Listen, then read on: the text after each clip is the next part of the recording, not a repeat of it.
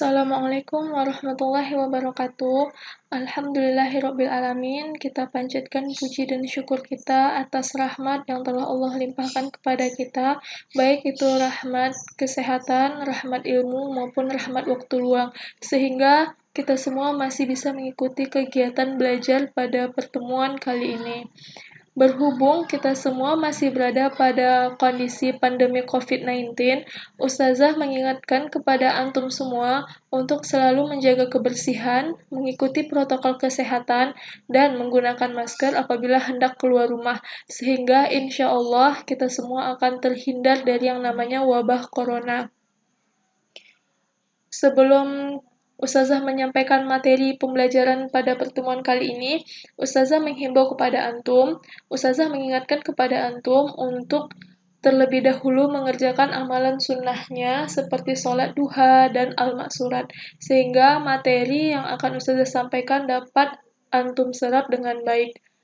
Pada pertemuan kali ini, pada mata pelajaran Teknologi Informasi dan Komunikasi, kita akan mempelajari tentang fungsi beberapa icon pada menu bar Microsoft Excel dan beberapa fungsi dasar pada Microsoft Excel. Langsung saja kita masuk yang pertama, yaitu di sini silakan antum buka LKPD-nya, LKPD TIK, dan perhatikan materinya. Di sini di bagian A, itu ada fungsi icon pada menu bar Microsoft Excel. Nah, pada menu bar, kita lihat tampilan Microsoft Excel-nya. Nah, seperti ini tampilan Microsoft Excel. Pada menu bar, berarti yang ada di atas ini. Yang ada di sini, ini menu barnya, ini icon-iconnya. Kita lihat lagi LKPD-nya. Di sini ada yang berfungsi untuk mengganti jenis tulisan dan ukuran. Untuk mengganti jenis tulisan dan ukuran, langkahnya yang pertama adalah klik toolbar Home, kemudian pilih ini, icon ini. Kita cari ya. Nah, di sini, di Home, ini dia. Nah, yang di sini tulisannya, ini mengganti jenis tulisan dan ini mengganti ukuran tulisan. Nah, untuk jenis tulisan sendiri, itu ada bermacam-macam. Silakan antum cari mana sesuai kebutuhan antum. Nah, di sini caranya ada dua. Yang pertama, apabila selnya belum antum ketikkan dengan tulisan, antum bisa langsung mengubahnya di sini. Klik, kemudian baru diketikkan. Tetapi apabila tulisannya sudah antum ketikkan, misalnya saya.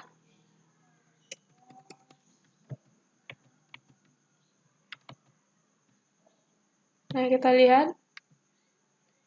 Nah, misalnya seperti ini. Nah, ini seperti awal tadi ya. Apabila tulisannya sudah antum ketikkan, kemudian antum ingin mengubahnya, sama, diklik saja selnya, kemudian, nah, diganti seperti ini. Dan jika ingin mengganti ukuran tulisan, diklik saja nomor tulisannya. Semakin ke atas, semakin kecil nomornya, maka semakin kecil juga tulisannya. Tetapi apabila semakin besar nomor yang antum klik, maka akan semakin besar juga tulisannya. Next, yang kedua, ada yang berfungsi untuk memberi border pada tabel. Nah, border ini itu seperti bingkai.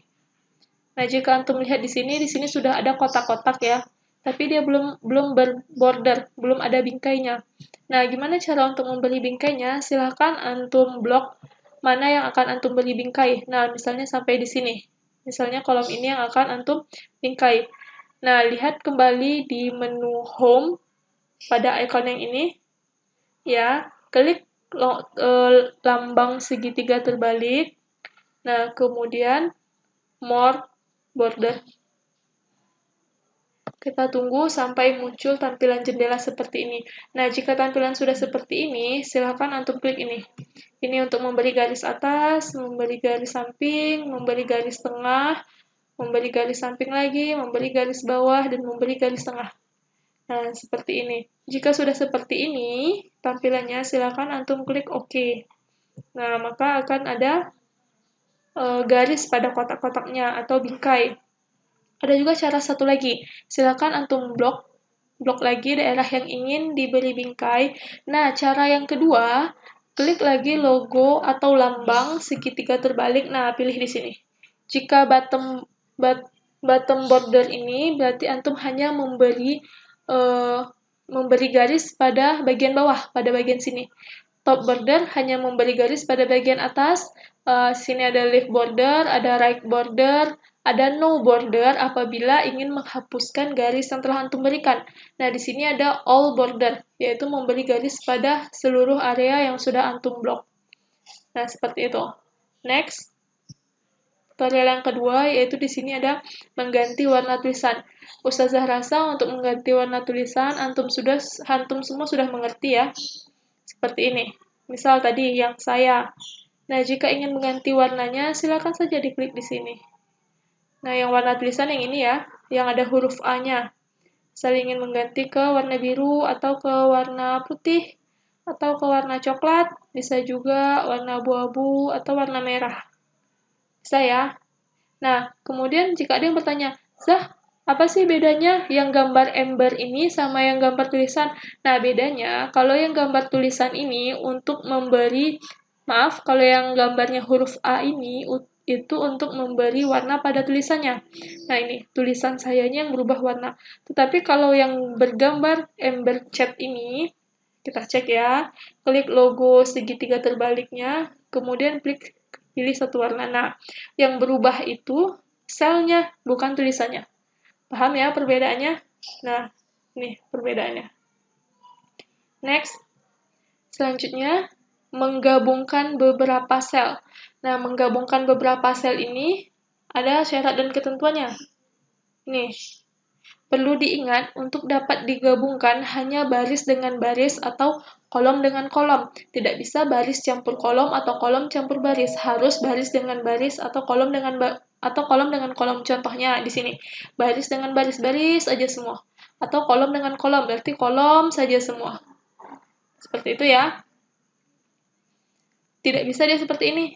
Nah, ini gabungan antara baris dan kolom. Kita tes. Misalnya kita ingin menggabungkan kolom H, kolom I, kolom J. Nah, kita ingin menggabungkan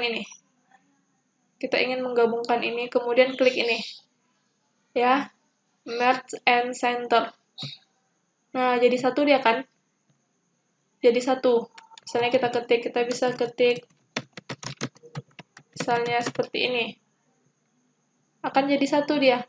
Nah, selanjutnya akan kita coba yang ini. Kembali kita klik merge and center. Nah, jadi satu lagi dia. Yaitu dia menggabungkan beberapa kolom atau menggabungkan beberapa baris. Oke, next. Next ini ada mengemas teks panjang dalam satu sel. Nah, di sini maksudnya itu memuatkan tulisan apabila dia panjang dimuatkan dalam satu sel. Misalnya seperti ini. Saya anak Aroyan. Nah, kalau seperti ini, saya anak Aroyannya keluar garis kan? Nah, keluar garis. Untuk menjadikannya satu, hanya muat di dalam satu kotak, yaitu di sini. Diklik di bagian wrap text.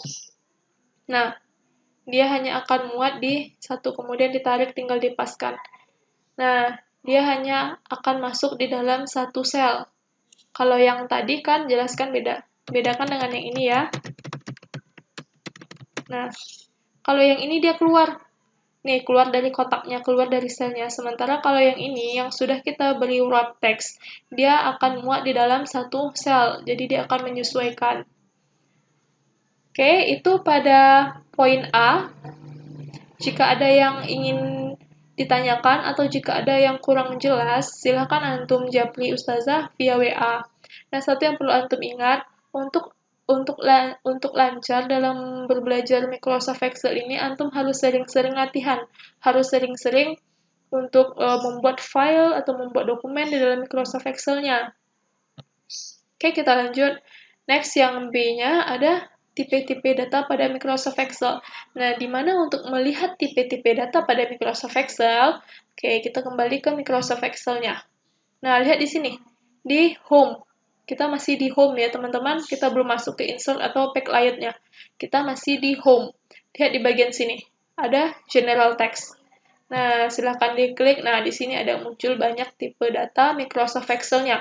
Ada general, ada number, ada currency, ada counting, ada short time, ada long date, ada time, ada percentage, ada fraction, ada scientific, apalagi ini ada teks. Nah, jadi ini ada berbagai macam tipe data. Oke, kita lihat yang pertama. Ada di sini general. General itu tipe data umum, tidak ada ketentuan penggunaannya. Jadi antum mau nulis apa aja. Misalnya di sini, mau dia angka, mau dia tulisan, atau mau dia simbol-simbol, bisa kita menggunakan general. Oke, yang kedua, ada number. Number ini data yang berisi angka 1 sampai 9. Ya, data yang berisi angka hanya dari 1 sampai 9. Misalnya seperti ini. Nah, kenapa dia di general bisa? Karena tadi dia sifatnya umum, berarti bisa di general. Di number juga bisa kita tes. Tuh, masih sama. Terus, next ada currency. Currency ini digunakan untuk menulis data keuangan. Contohnya nih, 12.000. Biasanya tipe data currency ini banyak digunakan di perusahaan di bagian laporan keuangan. Kita tes ya. Misalnya kita mau menuliskan 12.000. Nah, seperti ini. Bentuknya seperti ini aja ya. Jika dia general, bentuknya seperti ini. Tapi ketika kita rubah dia menjadi currency, tuh, langsung ada LP-nya, langsung ada titiknya. Kita coba lagi, misalnya 50.000. Nih, jika dia general, nggak ada LP-nya, nggak ada titiknya. Bentuknya cuma kayak gini, 5, 0, 0, 0, 0. Tapi ketika kita rubah dia ke dalam bentuk currency, tuh, langsung ada. Nah, jadi gitu ya untuk mengubahnya. Kemudian selanjutnya ada short date. Itu digunakan untuk menulis tanggal. Nah, contohnya itu ada 02-04-2019. Selanjutnya ada long date. Itu digunakan untuk menulis tanggal versi panjang. Misalnya 02 Agustus 2020. Nah, jadi Agustusnya dituliskan beda dengan short date tadi. Agustusnya itu dituliskan dalam bentuk angka. Tapi kalau di long date, Agustusnya emang dituliskan dalam huruf Agustus. Oke, selanjutnya itu ada time. Time itu digunakan untuk menuliskan waktu mulai dari jam, menit, dan detiknya. Selanjutnya ada teks.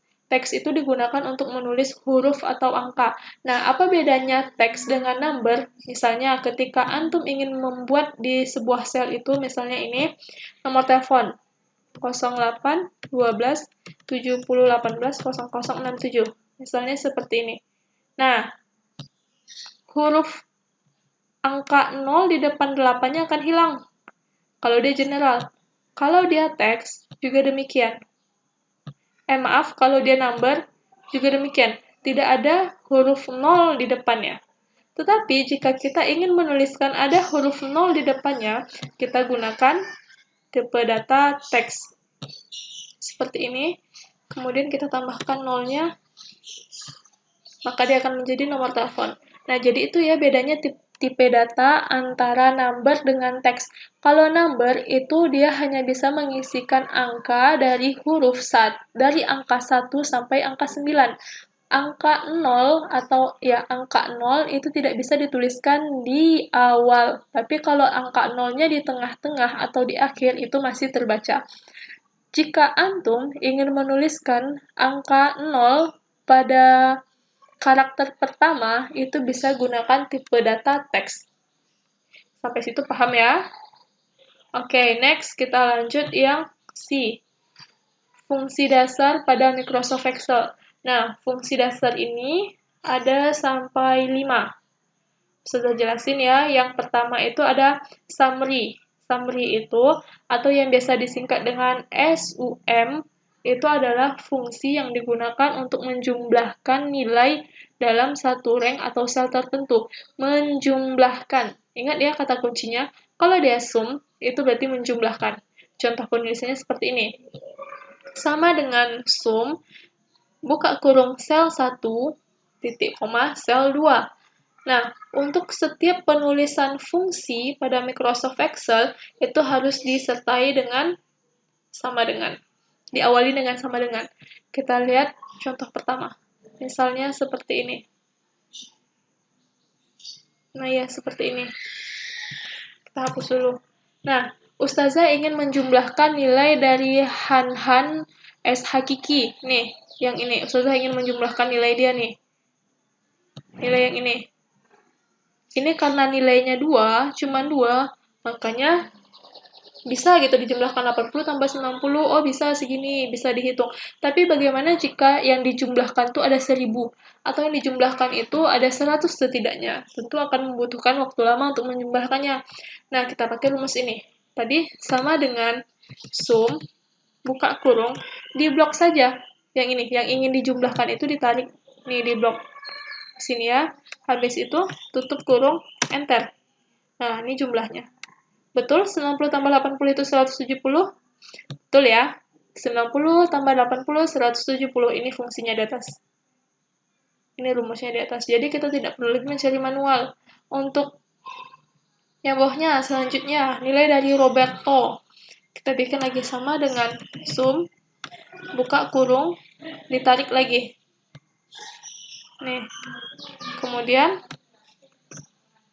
tutup kurung lagi, di enter lagi. Betul ya? 73 tambah 78 hasilnya 51. Nah, itu untuk sum. Yang kedua, itu ada average, yaitu fungsi yang memiliki kegunaan untuk mencari rata-rata dalam suatu rank atau sel tertentu. Contohnya sama kayak tadi penulisannya, hanya saja bedanya kalau yang tadi itu sum, yang ini average. Kita coba ya. Average tadi apa? Untuk menjumlahkan, mencari rata-rata ya. Nih, Ustazah ingin mencari rata-rata nilai Han dan Roberto. Berarti rata-rata dari 170 dan 151 rata-ratanya adalah, misalnya gini, sama dengan ditulis average, buka kurung, nih, ditarik yang ingin dijumlahkan. Ditarik yang ingin dirata-ratakan, maaf.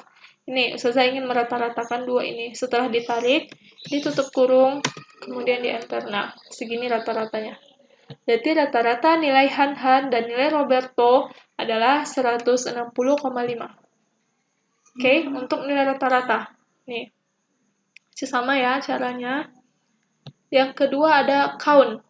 Count itu fungsinya adalah untuk menghitung jumlah sel yang terisi data pada suatu rank tertentu. Berarti count itu untuk menghitung banyak data. Nah, ini banyaknya data ya. Kita coba ya, banyak datanya ada 1, 2, 3, 4, 5. Ada 5 data. Ini kita tahu 5 karena jumlahnya cuma sedikit. Bagaimana jika datanya ada 1000? Apa kita akan menghitung satu per satu? Itu tentu tidak mungkin, tidak efisien waktu dan menguras tenaga. Nah, caranya kita tulis. Sama dengan count, tulisnya itu terserah ya mau di mana aja selama masih di dalam sel. Count, buka kurung. Nah, ditarik ini semua datanya untuk menghitung jumlah datanya. Tutup kurung lagi, di enter. 5. Betul ya hasilnya? Jumlah data kita ada 5. Kita hitung lagi. Han 1, Roberto 2, William 3, Didik 4, Prasasti 5. Berarti benar jumlah data kita ada 5. Next, itu ada yang keempat, ada minimal. Nah, minimal ini merupakan salah satu fungsi dasar pada Microsoft Excel dan termasuk ke dalam fungsi statistik. Fungsinya untuk mencari nilai terendah dari suatu rank atau sekumpulan data. Kita cobain. Misalnya kita lihat data ini, yang nilai 1. Perhatikan yang nilai 1 ya, yang ini. 90, 73, 75, 82, 88. Kita akan mencari berapa sih nilai terkecil atau berapa sih nilai terendahnya. Nah, seharusnya jika seperti ini kita akan kelihatan ya, nilai terendahnya ada 73. Namun, kita cobakan. Betul tidak? Rumusnya sama dengan min, buka kurung, nih, ditarik data, semua data yang akan kita cari nilai terendahnya. Kemudian, tutup kurung, enter. 73. Betul ya, nilai terendah antara kelima data ini adalah 73. Berarti rumusnya benar. Nah, ada min, tentu ada max. Max itu kalau min tadi untuk mencari nilai terendah dari sekumpulan data, berarti max adalah mencari nilai tertinggi dari sekumpulan data. Kalau kita lihat datanya yang tadi, ada 90, ada 73, ada 75, ada 82, ada 88. Kita akan melihat nilai tertingginya. Seharusnya nilai tertingginya 90 ya. Nilai dari Han, nilai satunya yang tertinggi 90. Kan kita buka sama dengan max, buka kurung. Nih, kita blok yang ini aja. Kemudian tutup kurung. Tuh, 90. Ada satu lagi. Ini tadi kan kita mencari hanya nilai tertinggi dari sini dan nilai terendah dari sini. Bagaimana jika kita mencari nilai tertinggi atau terendah dari ini? Dari dua baris. Maaf, dari dua kolom. Nih, dari dua kolom. Kita akan mencari, berarti sama dengan min, diblok lagi. Nih, semuanya. Tuh. Tutup kurung 73. Tetap ya, 73 dan terendahnya. Tetap. Nilai tertingginya tetap sama. 90 juga, cuman cara membloknya berbeda. Diblok, kemudian diblok lagi semuanya. Tuh, beda ya. Yang tadi, kalau tadi yang hanya kita blok yang ini aja, sekarang kita blok semuanya. Kemudian tutup kurung lagi. Nah, itu ya. Sampai ke fungsi maksimal. Dari ketiga poin, yang A, B, dan C, itu jika ada yang kurang antum pahami atau jika ada yang kurang jelas, silakan antum japri ustazah dan tanyakan secara langsung kepada ustazah. Nah, nomornya itu sudah ada sama antum ya kan? Nomor ustazah, silakan di WA. Kemudian, untuk minggu pertama, itu antum kerjakan latihan 1. Tugas ini ya, latihan 1. Silakan dilihat. Jangan terbalik. Untuk minggu pertama ini, kerjakan latihan 1. Nih, latihan 1. Dengan submateri fungsi dasar Microsoft Excel. Nah, tugasnya itu yang pertama, perhatikan gambar berikut. Nah, lihat yang ini. Yang sudah Ustazah beri tadi, tentukanlah hasil dari fungsi berikut. Nih, jika fungsinya ini, maka hasilnya adalah, Ustazah kasih contoh satu, sama dengan average. Average tadi untuk menghitung rata-rata. Dia menghitung rata-rata antara B2 dengan C2. B2 dan C2, berarti yang mana? Berarti yang mana? B2. B2 yang ini ya. B2 dengan C2. Nah, ini. Menghitung rata-rata yang ini udah ada jawabannya. Udah ada satu jawabannya. Dapat bocoran antum. B2 sampai C2. Kita lihat. Tuh. B2, C2. B2, C2. Jadi gitu cara jawabnya ya. Kemudian average B2 sampai dengan B6. B2 mana ini? B2 sampai B6. Nih. Average berarti nilai rata-rata antara 90, 73, 75, 82, dan 88. B2 sampai 86. Sampai B6. Itu dicari. Kemudian begitu juga dengan min, count, dan max. Saya rasa antum mengerti ya, antum paham. Yang kedua adalah perhatikan gambar pada soal nomor 1 kembali. Gambar yang ini, silakan diperhatikan. Kemudian tulislah fungsi untuk mengetahui nilai rata-rata yang diperoleh oleh setiap siswa. Ada 6 fungsi. Berarti gini, Hanan berapa nilai rata-ratanya, Han berapa nilai rata-ratanya, Roberto berapa nilai rata-ratanya, William berapa nilai rata-ratanya, Didik berapa nilai rata-ratanya, Prasasti berapa nilai rata-ratanya. Yang Ustazah minta di sini bukan hasilnya ya, tapi fungsinya. Karena di sini tuliskan fungsi, berarti bukan hasil. Fungsi itu yang seperti ini. Nah, untuk mencari nilai rata-rata apa tadi fungsinya? Nah, silakan antum tuliskan. Sekian penjelasan materi dari Ustazah. Apabila ada yang kurang antum pahami, seperti tadi Ustazah bilang, silakan hubungi Ustazah. Baik, Ustazah akhiri. Assalamualaikum warahmatullahi wabarakatuh.